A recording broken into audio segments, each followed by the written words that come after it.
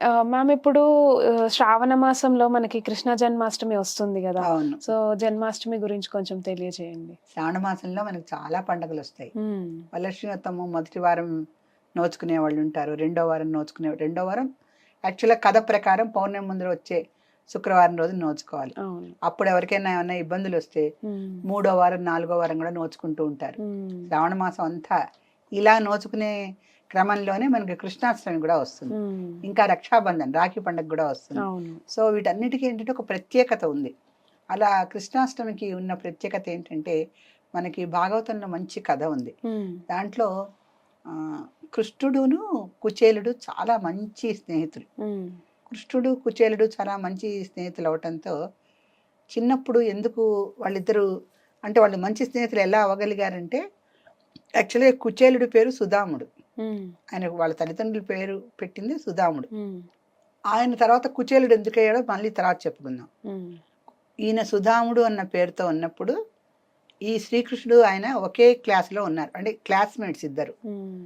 ఆయన ఒక సందీప మహాముని అని ఉన్నాడు. ఓకే. ఆయన దగ్గర వీళ్ళిద్దరు కూడా అన్ని విద్యలు అభ్యసించారు. హ్మ్. తర్వాత ఇప్పుడు మనం కూడా అబ్జర్వ్ చేస్తుంటాం. ఎప్పుడో ఒక 20 ఏళ్ల తర్వాత మన క్లాస్‌మేట్ ఎవరో కనిపిస్తాడు. హ్మ్. వాడు చూడకపోతే ఏదో మినిస్టర్ లెవెల్‌లో ఉంటాడు. మనం మామూలుగా ఏదో గవర్నమెంట్ ఉద్యోగం చేసుకుంటూ ఉంటాం. హ్మ్. ఇద్దరం ఒకే స్కూల్‌లో చదివాం. ఒకే క్లాస్‌లో అన్నీ చదువుకున్నాం. కానీ హ్మ్. బ్రహ్మలాట లిఖితం వేరుగా ఉంటుంది. అవును. అదే విధంగా శ్రీకృష్ణుడేమో పరమాత్ముడయ్యాడు, హ్మ్. భగవంతుడయ్యాడు. ఈ సుధాముడేమో అన్నపానాలకు కూడా లోటు ఉండేటువంటి మనిషి అయ్యాడు. హ్మ్. అతనికి వివాహం జరుగుతుంది. 9 మంది సంతానం. హుహు. కుచేల సంతానం అంటూ ఉంటారు. ఎవరికైనా అవును. ఆ! ఎక్కువ మంది పిల్లలుంటే. కుచేల సంతానం అవును. అంటుంటారు. అలా 9 మంది పిల్లలు. హ్మ్. ఎవ్వరికీ అన్నపానాలు కూడా ఇవ్వలేడు. హ్మ్. అతనే చిక్కిపోయి ఉంటాడు. ఓకే. ఈ మొత్తము ఇక్కడ ఉండేటువంటి నరాలు, చేతి నరాలు, ఎముకలు, గూళ్ళు అన్నీ కనిపిస్తూ చాలా ఒక చిరిగిపోయినటువంటి ఒక వస్త్రం ధరించి ఓకే. అలా ఇంట్లో ఏమీ లేక అలా బాధలు పడుతూ ఉంటాడు. హ్మ్. ఆయనకి వస్త్రం కూడా పిగిలిపోయి ఉంటుందన్నమాట. ఓహ్! చేలము అంటే వస్త్రము, హ్మ్. కుచేలం అంటే చిరిగిపోయిన వస్త్రం. హ్మ్. చిరిగిపోయిన వస్త్రం ధరించి ఉంటాడు. అతని పేరు కుచేలుడు అన్నారు పాపం. ఓకే. అతని పేరు సుధాముడు. హ్మ్. అయితే అలా రోజు ఇంట్లో భోజనానికి కూడా గడవకుండా భార్య, 9 మంది పిల్లలు, ఈయన పస్తులు పడుకుంటూ ఉంటారు. హ్మ్. అలా పడుకొని కుచేలుడు మొత్తం క్షీణించిపోయి ఉంటాడు. హ్మ్. క్షీణించిపోయి ఉంటే భార్య ఒకరోజు అంటుంది, హ్మ్. మీరొక పని చేయరాదా? మీకు చిన్నప్పుడు శ్రీకృష్ణ భగవంతుడు ఆయన మహాపరమాత్మ, శ్రీకృష్ణ పరమాత్మ ఉన్న నగరంలోనే వీళ్ళు ఉంటారు. హ్మ్. మీరెళ్ళి ఒక్కసారి కలిసి రారాదా? కలిసి వెళ్ళొస్తే మన రోజులేమన్నా బాగుపడతాయేమో. మీరలా వెళ్ళటం వల్ల కొంచెం మనకి కాస్త రోజులు బాగుపడి మనం అన్నపానాలన్నా దొరుకుతాయేమో హ్మ్. ఆలోచిద్దాం. ఒకసారి వెళ్ళి కలిసి రారాదా? మీకు బాల్య స్నేహితుడే కదా అనంట. హ్మ్. అంటే కుచేలుడు అంటాడు, ఆయన మహా భగవంతుడు, గొప్పవాడు, పరమాత్ముడు. నేను హ్మ్. వెళ్ళటం బాగుంటుందా అంటే, మీరు స్నేహితులు కదండి చిన్నప్పుడు వెళ్ళేసి రండి ఒక్కసారి. తప్పే ఉంది. వెళ్ళి హ్మ్. కలిసి రండి ఒక్కసారి అని చెప్తున్నా.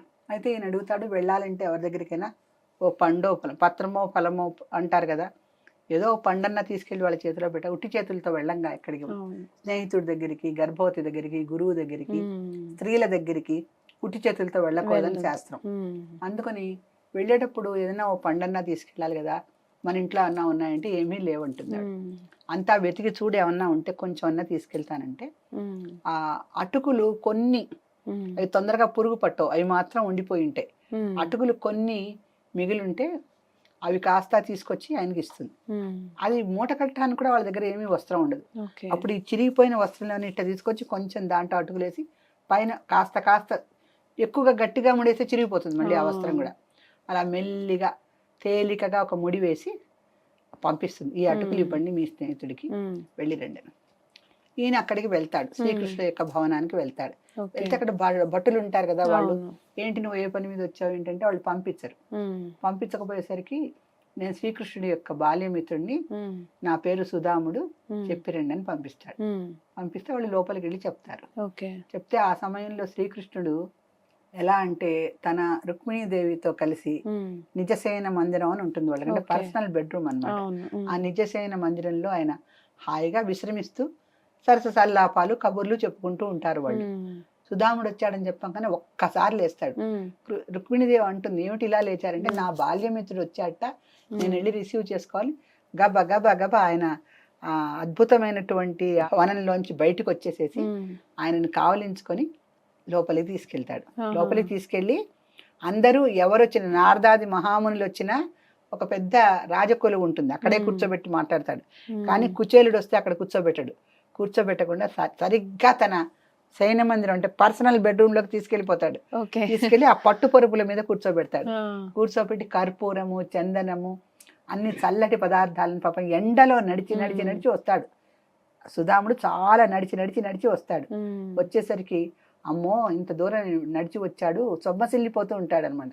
నా కోసం నన్ను చుట్టానికి ఇంత దూరం ఎండలో వచ్చావని ఆయన శరీరానికి అంత కర్పూరము, గంధము అన్ని పూసి ఆయన కాస్త నోటికి నీళ్ళు అందించి అర్ఘ్యపాద్యాదులు ఇచ్చి ఆయన పాదాలు ఒత్తుతూ నుంచుంటాడు కృష్ణుడు. సరిగ్గా అసలు సిగ్గుతో కుమిలిపోయి చితికిపోయి ఉంటాడు కుచేలుడు. ఏంటి నేను ఇంత పెద్ద భవనానికి వచ్చాను, ఈయన మహాపరమాత్ముడు, ఈయన నాకు ఇన్ని సేవలు చేస్తున్నాడంటే అప్పుడు రుక్మిణీదేవితో చెప్తాడు, ఇతను నా బాల్యమిత్రుడు, ఇతను నాకేం తెచ్చావు మరి, ఇంత దూరం నన్ను చుట్టానికి వచ్చావు కదా, అన్నీ తెలుసు శ్రీకృష్ణుడికి. కాకపోతే ఆయన లీలా విలాసాలు ఎక్కువ ఉంటాయి కదా, ఏం తెచ్చావని అడుగుతాడు. తెచ్చావని అడిగితే పాప ఇతను సిగ్గుపడుతూ ఆ కొంచెం ఏదో అటుకులు ఉంటే తెచ్చాను, తన అచేలాంచలంలో దాగిన కాసిన అటుకులు తీసుకెళ్ళి ఇస్తాడు. ఇస్తే అబ్బా నాకు అటుకులు అంటే చాలా, అందుకే ఇప్పటికీ కృష్ణాష్టమికి అటుకులు పెడతాం మనం. కృష్ణుడికి వెన్న ఇష్టం, దానికి పాలు ఇష్టం, పెరుగు ఇష్టం, కానీ అటుకులు కూడా పెడతారు అందరూ, ఎందుకంటే కుచేలుడు తెచ్చిన కారణంగా. ఆ అటుకులు తీసుకొచ్చి చేతిలో సిగ్గుపడుతూ కొన్ని అటుకులు ఆయన చేతిలో వేస్తే ఆయన 4 అటుకులు ఇట్లా నోట్లో వేసుకుంటాడు. బా ఎంత రుచిగా ఉన్నాయి సుధామా, ఎంత అద్భుతమైన ఆహారం తెచ్చావు, నాకు అటుకులు ఇష్టమని నీకు ఎలా తెలుసు అని అడుగుతాడు. అంటే ఈయన నవ్విపోయి, వీళ్ళ ఇంట్లో ఉన్నవి అవే కదా పాప, ఇష్టమే ఉంది, ఉన్నవేవో తీసుకొచ్చాడు. తీసుకొచ్చి నవ్వి ఊరుకుంటాడు. రెండో గుప్పిడి వేసుకోబోతుంటే రుక్మిణీదేవి ఆపుతుంది. ఎందుకంటే ఒక గుప్పిడి ఆయన తినేసరికే అక్కడ మొత్తం సుధాముడు ఉన్నటువంటి ప్రదేశం అంతా భవనాలతోనూ మిద్దెలతో నిండిపోయింది. ఐశ్వర్యవంతుడు అయిపోయాడు ఆయన, ఆయనకు తెలియదు ఇంకా. సరే కాసేపు రెండో గుప్పిడి ఆపుతుంది. ఆపాక కాసేపు ఇద్దరు కబుర్లు చెప్పుకుంటారు. ఒక మంచి రథం మీద ఈ కుచేలుడిని ఇంటికి పంపిస్తాడు. ఆయన ఇంటికి వెళ్ళేసరికి ఆయన భార్య, పిల్లలు వాళ్ళంతా మంచి నగలు ధరించి, పెద్ద పెద్ద మేడలు, మంచి రథాలు, గుర్రాలు, ఏనుగులు ఎన్నో అన్నమాట అన్నీ ఉండి, ఏమిటి నేను ఎక్కడికి వచ్చానంటే, మీరు శ్రీకృష్ణ భగవాన్ని దర్శించడానికి వెళ్ళారు కదా, చూడండి మనకి ఎటువంటి ఐశ్వర్యం పట్టిందో, నేను అప్పటి నుంచి అందుకే వెళ్ళమని చెప్తున్నా అని చెప్తుంది. సో ఆ రకంగా జన్మాష్టమి రోజున మనం ఈ కథ కూడా చెప్పుకోవాలి. ఎందుకంటే అసలు మామూలుగా శ్రీకృష్ణుడు పుట్టినది దేవకి దేవి వసుదేవుల కడుపున అష్టమి రోజున పుడతాడు. అది కూడా ఒక దీంట్లో పుడతాడు కదా, జైల్లో పుడతాడు. అక్కడి నుంచి ఆయన తీసుకెళ్లి దీనికి పంపిస్తారు. ఆ కథ వేరే ఉంది. అయితే కృష్ణాష్టమి రోజున ఈ శ్రీకృష్ణ కుచేల కథలు మాత్రం మనం తప్పకుండా తెలుసుకొని మరీ పూజ చేయాలి. అదే కదా. అసలు ఇంత పెద్ద కథ ఉందని నాకు కూడా తెలియదు. Thank you ma'am. Thank you so much. Welcome.